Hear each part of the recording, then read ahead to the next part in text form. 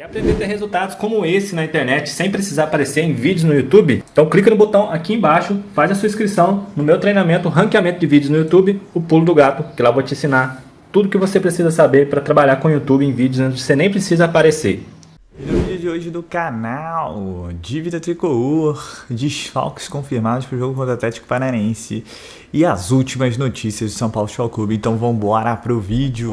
Porta do CT, com treino e mais, com problemas financeiros. Isso não é nenhuma novidade no São Paulo, né? Há anos essa situação se arrasta. Neste momento, pela apuração da ESPN, a gente até soltou uma matéria no espn.com.br com o Jean Santos, o São Paulo tem, segundo informações que eu obtive, até 60 dias de atraso nos direitos de imagem. Vamos tentar contextualizar bem rapidinho. O salário do atleta é dividido entre CLT, e esse está em dia, esse não pode atrasar, porque senão complica, e direito de imagem. Direito de imagem é pago através de emissão de nota fiscal. Nem todos emitem a nota na mesma data. Alguns emitem dia 10, outros dia 1º, outros dia 20, enfim. Por isso que varia aí o tempo de atraso. Alguns já venceu a segunda nota, outros estão com 45, 50 dias. E o São Paulo, por não ter fluxo de caixa, acaba atrasando esse pagamento. A informação que eu obtive é que os líderes do grupo já foram comunicados que o São Paulo vai destinar 3 rendas ou 3 partes de renda que seriam utilizadas para pagamento de credores externos para colocar em dia ou se aproximar de um atraso menor com todo o grupo de atletas. Os jogos são contra o Palmeiras, que já ocorreu, contra o Tolima, que já ocorreu, e o jogo do dia 5 na Copa do Brasil contra o Palmeiras, rodada de ida da fase de quartas de final da competição. Então uma parte dessas 3 rendas que serviria para pagar credores externos será colocada à disposição do financeiro do clube para o pagamento desses atrasos. Mas atraso nunca é bom, ainda mais quando vem acompanhado de algumas derrotas recentes. Sempre há uma ligação entre o time não estar rendendo e o elenco não estar recebendo em dia. Vamos aguardar, ver se essa situação será normalizada como a diretoria promete. Com isso, o São Paulo também desistiu do Marinho, não tem uma relação assim direta, mas claro, você vai estar atrasado, vai contratar um jogador caro. São Paulo viu a situação do Marinho, ela não se desenrolou com o Flamengo, saiu da parada. Plano B, pode ser o Savarino, mas a complicação é grande também. O salário do Savarino é acima da média do São Paulo, do teto do São Paulo, e além disso o São Paulo teria que ter um acerto com o Real Salt Lake, que pagou 2 milhões e 200 mil euros ao Atlético Mineiro no ano passado para ter o atacante colombiano. Em meio a tudo isso, o time se prepara, com Dorival Júnior podendo dar treinos até terça-feira que vem, sem Michel Araújo suspenso, sem Pablo Maia suspenso e sem Arboleda na seleção do Equador para o jogo contra o Atlético Paranaense. Bruno. Bora falar agora sobre o São Paulo. Torcedor tricolor preocupado com a notícia divulgada nas últimas horas de que o Cruz Azul já ofereceu 5 milhões de euros para levar o Luciano em definitivo. Consultei uma fonte importante do departamento de futebol e a pessoa disse que é mentira. Não chegou nada do Cruz Azul, além de especulações via imprensa. Desde a semana passada, o Luciano é especulado como possível alvo do Cruz Azul no México e do Al Nassr da Arábia Saudita. São Paulo segue batendo na tecla de que não existem ofertas oficiais pelo atacante. Se essa oferta de 5 milhões de euros se confirmar, São Paulo promete parar para pensar. Enquanto não existir nada oficial, preto no branco, o São Paulo nem vai perder tempo com essa história. Outra notícia que circulou nas últimas horas dá conta de que o Fluminense foi sondado por times de fora pelo Caio Paulista. O atleta pertence ao Flu e está emprestado ao São Paulo, vive boa fase, tem feito as suas melhores partidas desde que se mudou do Flu para o São Paulo nas últimas rodadas. São Paulo também está bastante seguro de que não há nada se pintar a proposta. Certamente o Fluminense vai ter de avisar o São Paulo que vai ter a oportunidade ou não de cobrir. Imagino que dificilmente vai cobrir por conta da questão financeira. A gente trouxe a notícia aqui no canal, né, que acabou repercutindo muito ontem, né, o São Paulo devendo 3 meses de direitos de imagem, questão que é a parte maior dos salários dos jogadores, mas com a promessa, né,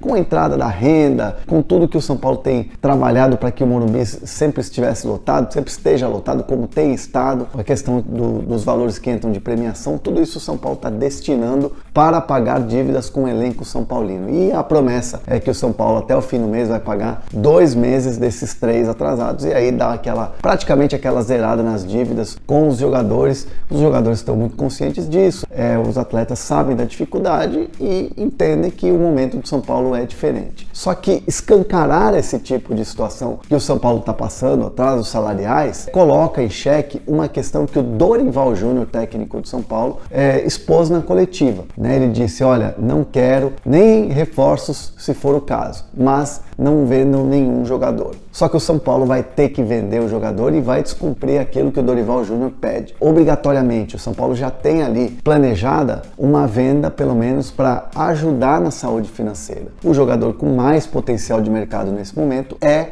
o Pablo Maia. O Pablo Maia que deve receber ofertas da Premier League, de clubes ingleses, de clubes da Premier League, e aí uma venda vai ser inevitável pela questão financeira, tudo que a gestão do Júlio Casares tem trabalhado para tentar mudar esse cenário econômico do São Paulo, que é cada vez mais terrível. Ontem, inclusive, eu estava conversando com uma pessoa ligada à diretoria do São Paulo que me disse, olha, o que mais o São Paulo nessa gestão tem tido de dificuldade é a questão financeira, é a questão de pagar salários, de pagar dívidas, acordos que o São Paulo tem feito com jogadores que não estão mais, outros que já se aposentaram. Então o São Paulo vive essa dificuldade financeira, claro, ao longo de várias gestões que o São Paulo teve, gestões desastrosas na questão financeira, e incluindo, claro, evidentemente, os erros dessa gestão, Júlio Casares, algumas contratações completamente equivocadas, erros, enfim, acordos que o São Paulo fez, enfim, contratos que foram assinados, mas aí vamos falar de jogadores de outras gestões também. Então, assim, o São Paulo que passa por muita dificuldade e aí vai ter que descumprir aquilo que o Dorival Júnior pede, aquilo que o Dorival Júnior publicamente externou na última coletiva de não vender, mas vai ter que acabar vendendo um jogador, certo? Mas eu vou perguntar para você sobre os outros dois que, em termos de receita, poderiam se equiparar a Palmeiras e Flamengo, Corinthians e São Paulo. Por que estão tão distantes hoje e se existe um caminho para os dois em comum ou cada um está numa estrada diferente rumo a uma eventual aproximação a esse grupo de Palmeiras e Flamengo? Estou falando de São Paulo e Corinthians, respectivamente. Fernando, bom falar contigo. Essa pergunta é boa porque, de fato, quando nós olhamos o estudo desse ano, o Corinthians passou ali o Palmeiras em termos de receitas, então ele se coloca, e ele, como tanto quanto São Paulo, de fato se colocam como os 4 clubes de maior torcida, de maior receita, e deveriam ser aquilo que no passado se chamava de espanholização. Eu pensava assim, Corinthians e Flamengo em destaque em relação aos outros. Há algum tempo eu acho que a gente vai ter, no longo prazo, uma coisa muito mais parecida com a Inglaterra, com 4 clubes de time de maior porte, mais 2 ou 3 de porte próximo, e aí você vai ter um grupo de 6, 7 em tese brigando pelo título. Não tem sido verdade na Inglaterra por conta do City, mas teoricamente é assim que deveria estar estruturado o futebol no Brasil. Acho que são 2 casos em realidades muito diferentes, São Paulo e Corinthians. O Corinthians tem um nível de receitas bastante maior, teve um nível de receita bastante maior esse ano, consegue fazer um bom trabalho do lado de marketing, tem uma receita de direito de transmissão bastante grande, muito parecida com a do Flamengo, que deveria dar um suporte maior para fazer um projeto, um processo de reestruturação. O problema é que o clube não consegue se desvencilhar do montante gigantesco de dívidas que tem. Então, ele adota um modelo de empurrar as dívidas com a barriga para ver se elas somem um dia, coisa que não vai acontecer do dia para a noite e dívidas não somem normalmente.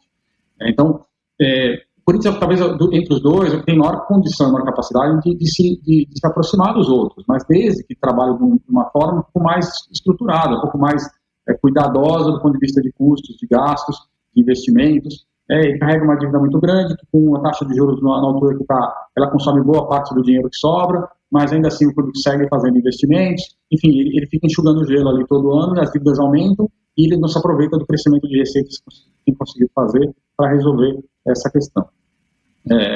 Daqui a pouco o estádio volta a consumir parte dessa receita, porque tem um acordo ali com a Caixa, onde o clube não está pagando nesses últimos 2 anos.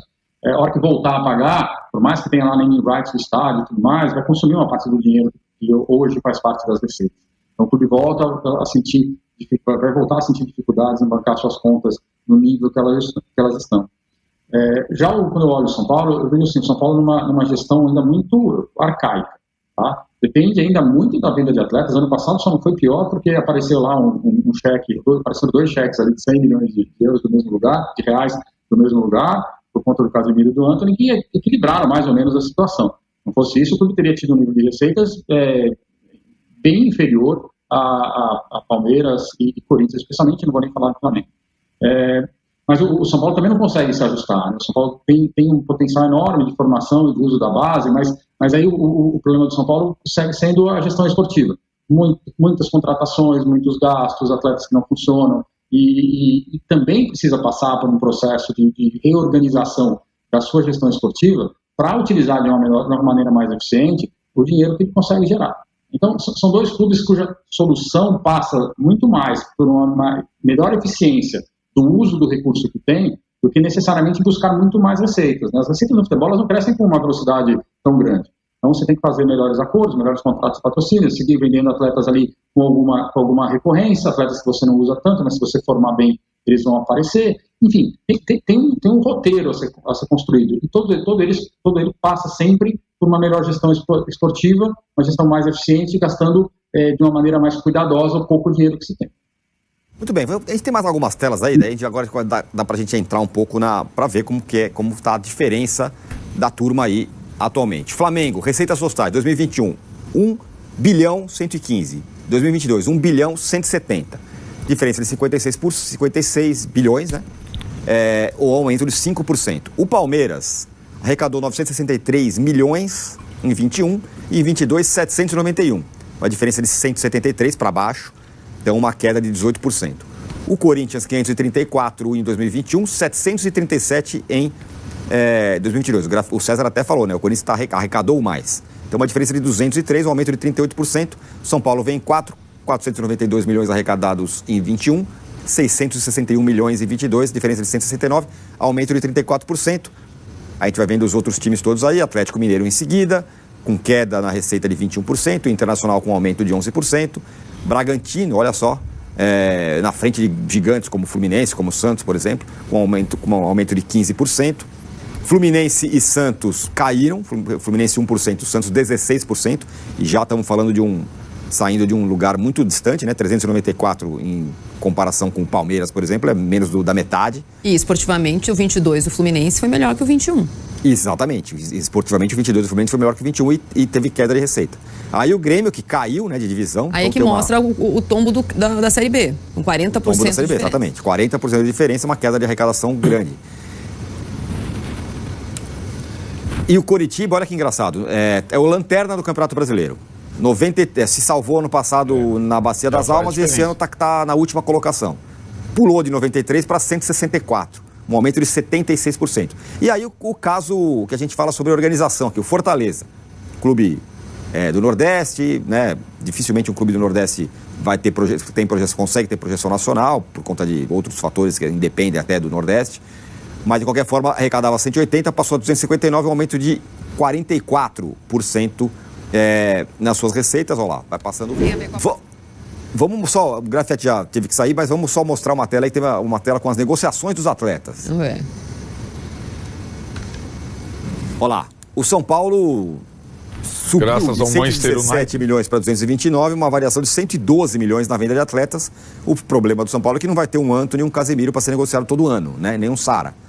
E aí ganhou muito dinheiro. O Palmeiras de 147 para 174, um aumento de 27 milhões. O Internacional de 93 para 137, um aumento de 43 milhões. O Flamengo vendeu menos, 265 milhões para 127, uma queda de 138 milhões. Mas talvez o Flamengo seja um perfil diferente, compra mais do que vende. O Flamengo erra muito, né? Pois é. O Flamengo contrata muito. Exatamente. E a gente tem alguns que funcionam muito bem e alguns que não. O Corinthians de 30 milhões passou para 104 milhões, então arrecadou 75 milhões a mais. O Grêmio, de 152 para 102, também caiu, né, para a Série B, voltou agora, uma queda de 50 milhões. E daí em diante. Tem algum que chama muito a atenção aqui, além desses? O Santos teve um... Eu acho assim, né, é curioso, porque além de alinhar as expectativas com as torcidas, eu acho que seria importante cada profissional que trabalha em determinado clube, ou que aceita trabalhar em determinado clube, sobretudo treinadores, entenderem qual é o momento desse clube em relação a... Na hora da contratação, tem que ter a Marília e o César Grafieri. Calendário, então só pronto. O clube que mais arrecadou em venda de jogadores, que foi o São Paulo, é um clube que vende jogadores, como o César falou, depende da venda de jogadores. Então, quando o técnico chega e fala, eu espero que o clube mantenha seus jogadores, ele está no clube errado. Então, e tem uma outra coisa, né? Porque é impossível, porque não é o ano passado, é o tempo todo. A criação do centro de treinamento de Cotia, ela tinha essa intenção. Exportar. exportar. Aliás, foi a única coisa que funcionou desde então. É que essa tela... O resto parou. Pena que o Grafietti não está aqui, tem uma parte de estudo interessante sobre isso. Essa tela, ela é um retrato mentiroso que pode atrapalhar a gestão de todos os clubes. Porque a venda de jogador vende para onde? O exterior. O exterior. O exterior ficou 2 anos sem comprar. A pandemia congelou os mercados. A gente teve no ano passado um mercado aquecido depois de 2 anos sem negociações, voltando mais ou menos ao patamar da temporada 18-19. A 19-20 já é impactada pela pandemia, que começa no começo de 20. 20-21 também. 21-22, que é aquilo que a gente está vendo ali, são os clubes no ano passado contratando depois de algum tempo sem contratar. E há um represamento. E alguns atletas com valores fora do que estava sendo previsto depois de um tempo em que os clubes ficaram sem negociar. Bom ponto. Agora a gente tem um... Bilheteria também, né? Bilheteria também. Então a gente tem Represado. o salto que a gente vê, ele não vai continuar subindo. Ele não é sustentável, 20% por ano, 30% por ano. A tendência, se tiver tudo bem, é estabilizar. Perfeito. E aí, se você está contando que você vai aumentar a sua venda para continuar garantindo o seu investimento, você está errado. Então, esse número 21 para 22, ele é enganoso. O São Paulo vendeu mais no ano passado, não porque o São Paulo vendeu mais, porque a Europa comprou mais. E não porque o São Paulo melhorou a sua categoria de base a tal ponto que conseguiu colocar mais jogadores na vitrine. Nem o Corinthians, nem quem melhorou ali. A verdade é que a gente tem um mercado reaquecido e que eventualmente vai comprar aquilo ali por ano agora. O ideal é você ter uma pizza, né? Então, pessoal, falando de contratações e saídas, agora até o Caio Paulista entrou na lista de possíveis saídas, hein? Quem diria, jogando bom futebol pelo São Paulo, mas com passe na mão do Fluminense.